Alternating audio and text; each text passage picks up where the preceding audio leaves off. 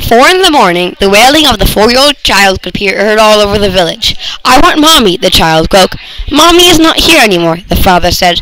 The leader of the tribe came over where the boy and father were. "What happened? Another attack," the father said in a sad voice. "I'm sorry, Camacho," the leader of the tribe said, while he put his hand to his heart as if seeing if he was there too. Lion attacks had been happening for a year now. The lions have killed 450 out of 500 men, women, and children of the tribe. The next night, right before everyone went to sleep, a black dog appeared in front of the moon on a nearby mountain, looking down at the village. For another month, the lion attacks happened, and the dog kept appearing in front of the moon on a nearby hill.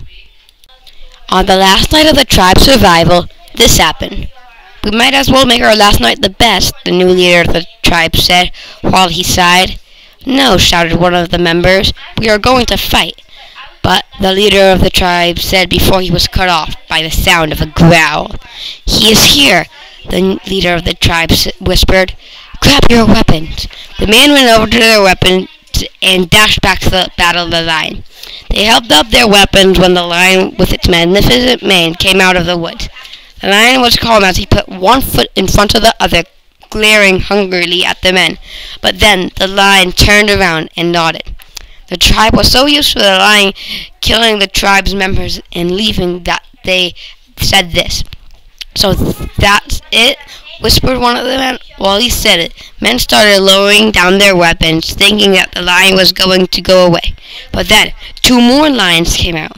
One of the tribe members, surprised by this, jumped back because there was usually only one lion attacking the village. Both of the lions leaped forward, and there was a flash of black and yellow light gliding in front of the men's eyes. There was dogs growling and baring their teeth at the lions. Soon, even more dogs appeared and growled fiercely and snarled at the lions, making the lions retreat. During the battle, one of the lions had been killed, and that lion was sacrificed to the gods as a thanks to them for giving them the animal, the dog. The next day, the leader of the tribe said, "Yesterday, the gods saved us. They gave us these animals, the dog, and they will forever be man's best friend."